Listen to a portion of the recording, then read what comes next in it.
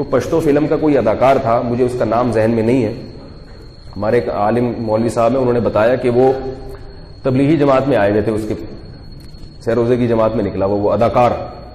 تو انہوں نے پوچھا بھائی تم تو فلموں میں آتے تھے, تم ادھر کیسے آ گئے؟ تو اس نے بتایا اپنا واقعہ, کہہ رہے میں ہمارا کوئی میوزیکل شو تھا یا کوئی شوٹنگ تھی, تو پوری رات ہم ڈانس ناچ گانے میں لگے ہوئے ہیں, اور وہی جو ان کا ہوتا ہے ساری رات میوزک, ساری رات کوئی گانے کی ریکارڈنگ ہو رہی تھی. تو کہہ رہے کہ ایک دن مسجد سے قریب میں مسجد سے اذان کی آواز آئی. یہ اسلامی ملک میں رہنا بہت بڑی اللہ کی نعمت ہے. یہ فضاؤں میں جو اللہ کے نام کی آوازیں ہیں یہ آپ کو دوسرے ملکوں میں, اور جس کو اللہ سے محبت ہوتی ہے نا اس کو اللہ کا نام فضا میں گونجتا ہوا اچھا لگتا ہے.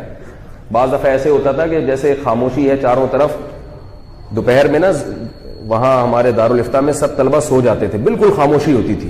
تو مؤذن کی جیسے ہی اذان شروع ہوتی تو وہ خاموشی ختم ہوتی تھی. تو مجھے یاد ایک دفعہ مؤذن نے اذان دی تو ہمارے حضرت کی آنکھوں سے میں آنسو آئے اور اوپر سے اتر کے نیچے آئے صرف اذان سننے کے لیے. اتنا اچھا لگ رہا تھا کہ سب خاموش ہیں اور سب سے پہلے فضا میں نام کس کا بلند ہو رہا ہے. فجر کی اذان میں بڑا مزہ ہے, سب خاموشی ہوتی ہے, ایک دم اللہ اکبر کی صدا, اللہ اکبر کی صدا فضا میں گونجتی ہے. تو اتنا شکر ادا کرتا ہوں کہ اللہ تیرا کتنا بڑا فضل ہے کہ تیرا نام ہمیں فضاؤں میں سننے کو مل رہا ہے. کتنا بڑا تیرا فضل, اور کتنا اچھا لگتا ہے صبح صبح کہ بھئی اس علاقے میں اس محلے میں سب سے پہلے جو آواز فضا میں بلند ہوگی وہ اللہ اکبر کی ہوگی. اللہ سب سے بڑا ہے. تو اللہ سے محبت ہو تو وہ نام سننے میں مزہ آتا ہے.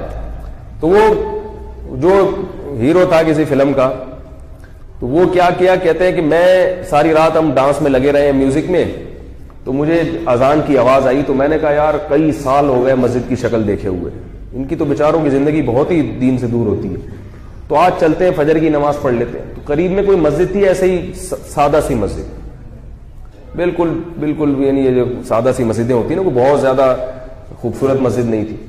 کہہ رہے وہاں گیا تو امام صاحب سادہ ٹوٹی پھوٹی آواز میں فجر میں تلاوت کر رہے تھے. کہہ رہے مجھے ایسا سکون ملا اس تلاوت میں, ایسا سکون ملا.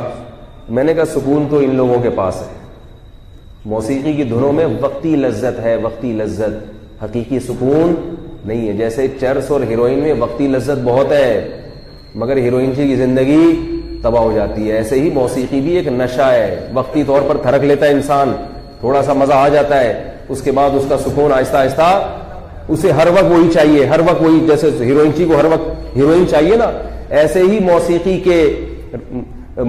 کے رسیالے کو ہر وقت کیا چاہیے, موسیقی چاہیے ہر وقت. وہ خاموشی سے وحشت ہوتی ہے, اور جس کے دل میں اللہ کی محبت ہو اس کو خاموشی میں سکون ملتا ہے. سکون خاموشی میں ہے, شور شرابے میں نہیں ہے. جتنی خاموشی ہوگی اتنا ہی زیادہ سکون ہوگا. تو وہ کہتے ہیں مجھے فوراً خیال آیا کہ یار یہ کیا ہے جو میں جس کے لیے اتنا, یہ سب کچھ سکون کے لیے لوگ کرتے ہیں نا. تو کہہ رہے ہیں کہ میں نے کیا کیا کہ میں نے کہا چلو اب ایک اللہ نے ایک راستہ دیا ہے تبلیغ کا.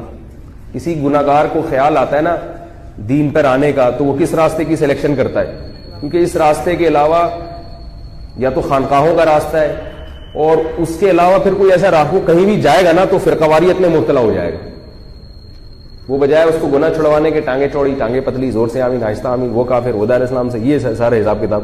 تبلیغ میں ایک اچھی خوبی ہے الحمدللہ, کوئی ادھر ادھر کی باتیں نہیں کرتے. اگر آپ اجازت دیں, وقت تو بہت ہو گیا, پھر میں یہ جمعے کی نماز کے بعد ایک اور دلچسپ واقعہ سناؤں گا, اس کو ریکارڈ بھی کر لیں کدھر گئے وہ ریکارڈنگ والے. تو ایک تبلیغی جماعت سے متعلق دلچسپ واقعہ سناؤں گا آپ کو انشاءاللہ میں, کہ